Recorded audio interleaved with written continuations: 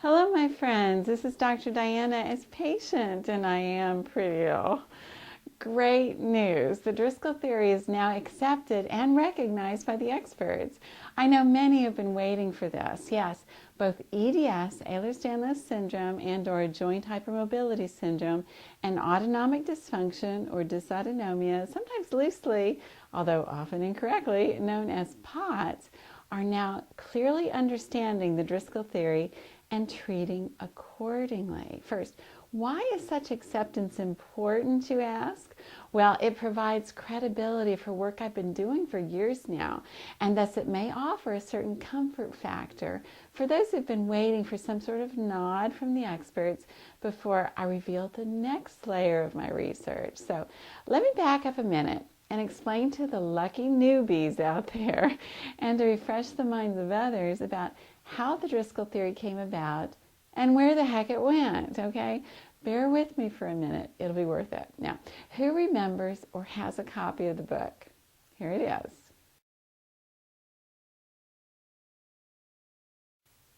After working behind the scenes for years, I finally came forward with the Driscoll Theory in the summer of 2011. Who remembers this video? Hello, my friends. This is Dr. Diana as patient, and I am pretty ill. Today is a big, big day. Today is the day for Ehlers-Danlos patients who have developed POTS, or the children who have EDS and may develop POTS later. I think I understand what is going on with us, and although we can't currently change our genes yet, I believe I figured out why we are so terribly sick. And even more importantly, I think I know how we can feel better.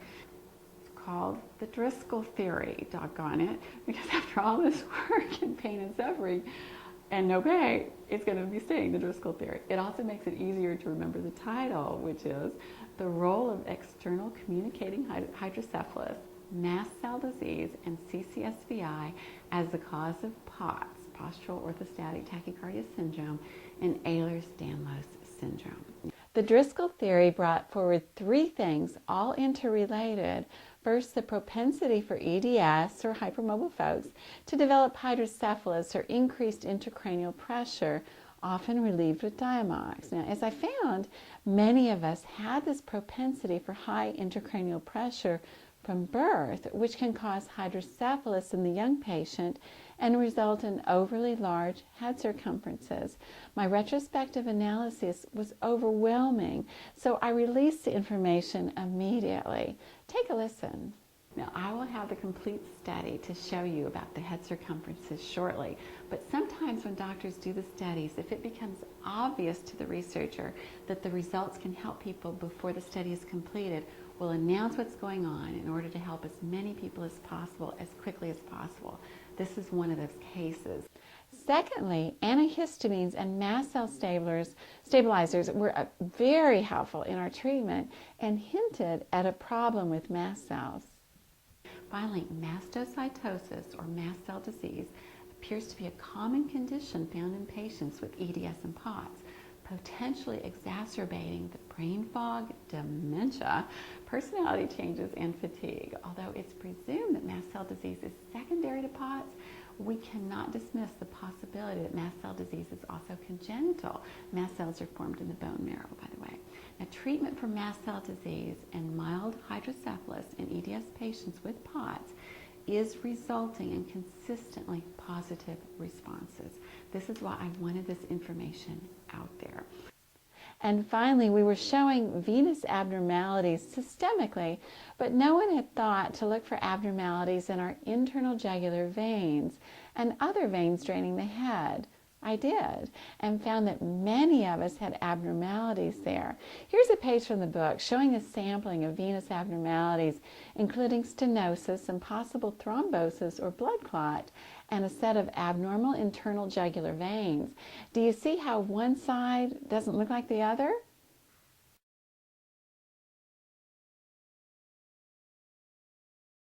Then we ran studies. Today is a great day, so we now have our first clinical trial approved and ready to go. I wanted to announce our next clinical trial that I am more than excited about. And more studies. It is finally time, my friends. I have been so excited to get treatment trials started for those of us with chronic invisible illnesses. So heads up. I wanted to pop on and update everyone about our preclinical trial testing for invisible illnesses. Where did the money come for these studies, you ask? Well, I wanted and needed to push things forward quickly for all of us, including our children, and I did the unthinkable. I self-funded all but one of my studies. Ouch. But it isn't necessarily the way to typically do it, but it's the way we needed to push forward. Now, by the way, isn't it fun to see how I age over time in these videos? But through some miracle, my hair color doesn't change. Amazing. Okay, more studies. First, exciting news.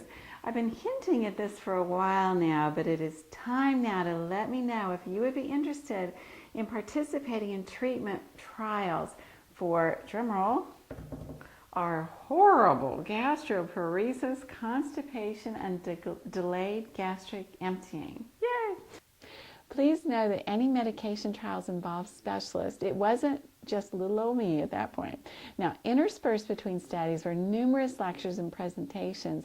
I remember this one warmly as it was my first. Here's my introduction by Dr. Sal Sclafani and a brief mention of collagen disorders, high intracranial pressure, and mast cell disorders I discussed. Next is Diana Driscoll, a therapeutic optometrist who caught my eye, so to speak, because of her clinical trials looking for evidence of CCSVI in the fundus of the eye itself. As you will see, she has much more to share with us regarding collagen disorders, mast cell involvement, and hydrocephalus. So what I did, I felt this pressure. I knew I had too much pressure, symptoms of pressure, Valsalva maneuvers made it worse. Ended up with a CSF rhinorrhea. I mean, I knew this was pressure. So I took acetazolamide, and it was literally overnight relief from the pressure. But I still wasn't well. I still didn't feel good. We started, with my geneticist, worked on other patients with the same symptomology. And again, the acetazolamide took care of that pressure feeling. But I wanted to feel better. So I thought there was a piece missing. The piece, I believe, is mast cell disease. And mast cell disease is rampant in Ehlers-Danlos syndrome. So what are the experts saying? Drum roll. Okay, well, after numerous conferences, Dr. Claire Francomano joined me in a global expo on November 20th, 2011.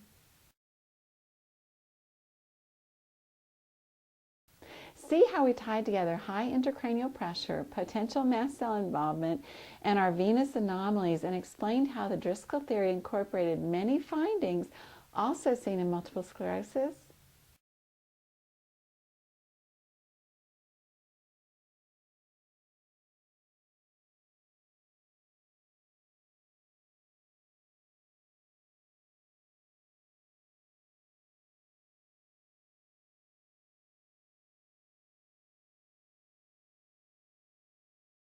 It was an exciting time. Now, what is terribly exciting is that Dr. Francomano, Dr. Henderson, and others are now not afraid to speak about positive patient responses involving treatment via the Driscoll theory. Here's Dr. Francomano speaking at the Coalition Against Pediatric Pain on August 4th, 2013. See how she brings forward our propensity to have high intracranial pressure and unfortunately CSF leaking sometimes, which can often be secondary to this high CSF pressure.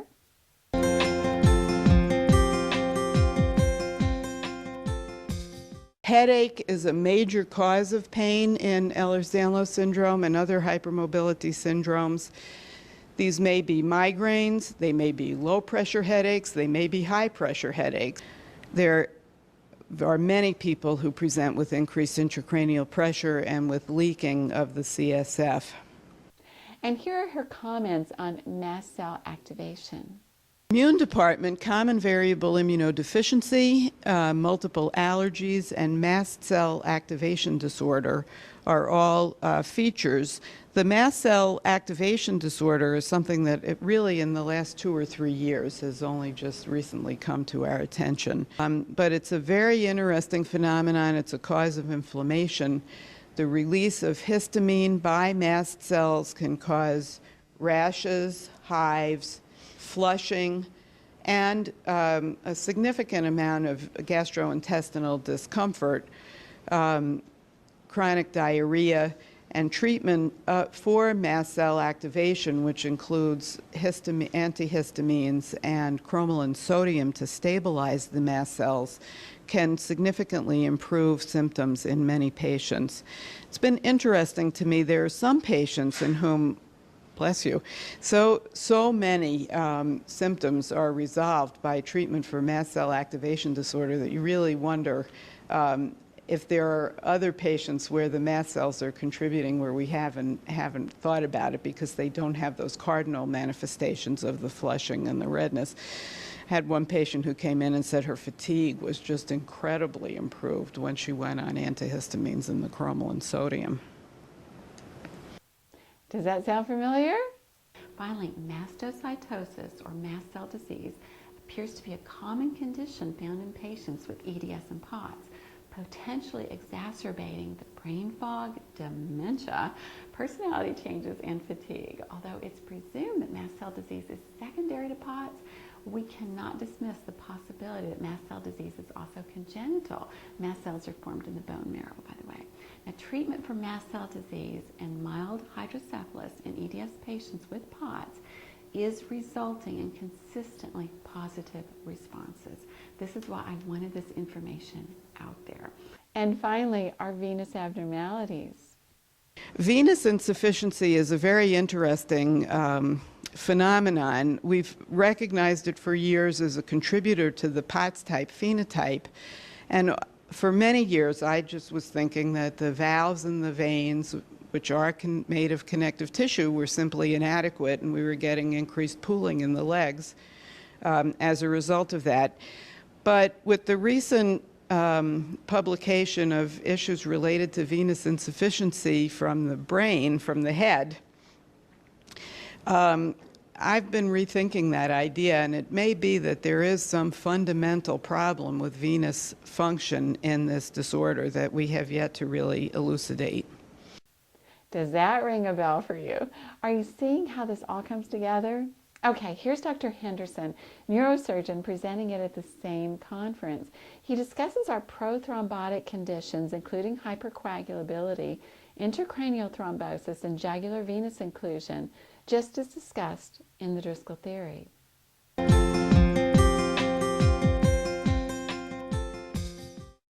Dealing with these Ehlers-Danlos patients is really a multidisciplinary paradigm, and most of my patients get sent to me by people like Claire Francomano and Alan Posinki. So when I see someone who comes to me with severe headaches and neck pain, I'm thinking about coagular venous occlusion, intracranial thrombosis, and sinus thrombosis, which we're diagnosing much more commonly. Hypercoagulability, Hughes syndrome, migrainous TIAs, pseudotumor cerebri. To help you understand this, many of us can end up with hypercoagulability. That is, our blood clots easily. This can lead to increased intracranial hypertension, or very loosely, hydrocephalus, and the idiopathic form can be called pseudotumor cerebri, as he listed. This is something eye doctors know all about, believe me. Now, jugular venous occlusion and intracranial thrombosis, such as sinus thromboses back here, can result in the commonly found transverse sinus thrombosis. Do you remember this picture in the Driscoll Theory book?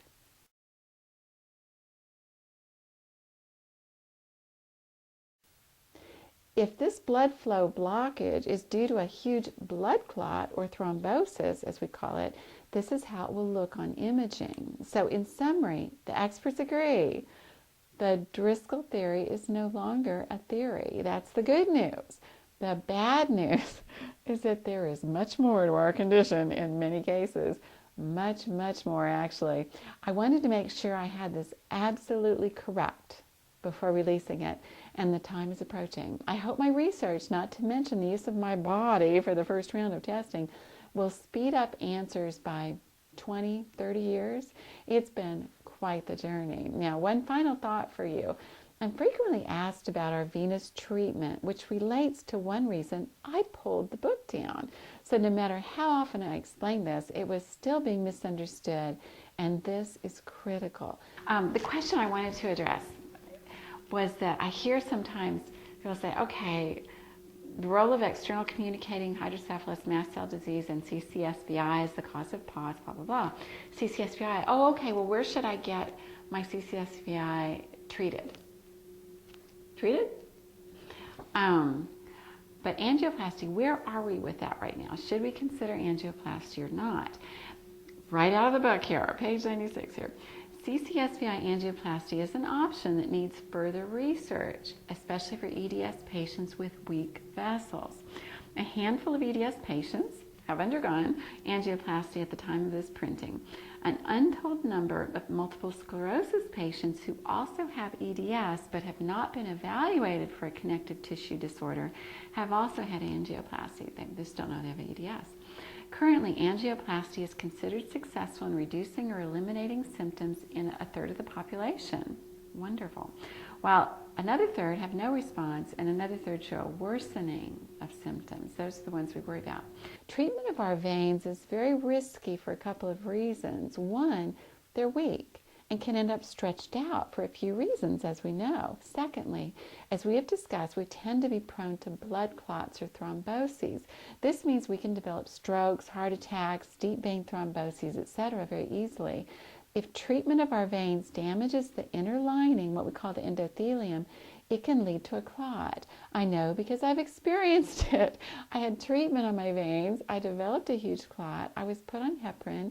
I developed osteoporosis from the heparin, and now 3 years later I'm dealing with yet another potential clot. Eeks. So let's do a video about these risks, the FDA's warnings, and my personal experience, okay? I have some thoughts about how we can care for our veins without damaging them, and I'm working on much needed systemic treatments. There is hope. Until then, let's continue to change our worlds one brain cell at a time, if we have to. Gentle hugs to you all.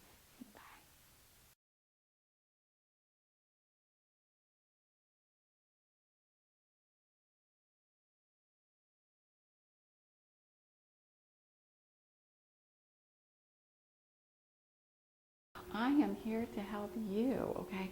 More clinical trials are coming up, but I had to get this out to you now. It can change lives today. Oh my goodness, hang in. Gentle hugs to you all. See you next time. Bye. Gentle hugs to you all. Bye. Gentle hugs to you all. Bye. Gentle hugs to you all. Gentle hugs to you all. Bye. Gentle hugs to you all. Gentle hugs to you all. Gentle hugs to you all. Bye. Gentle hugs to you all. Love you. Bye. Gentle hugs to you all. Bye. Gentle hugs to you all. Bye. Gentle hugs to you all. Bye.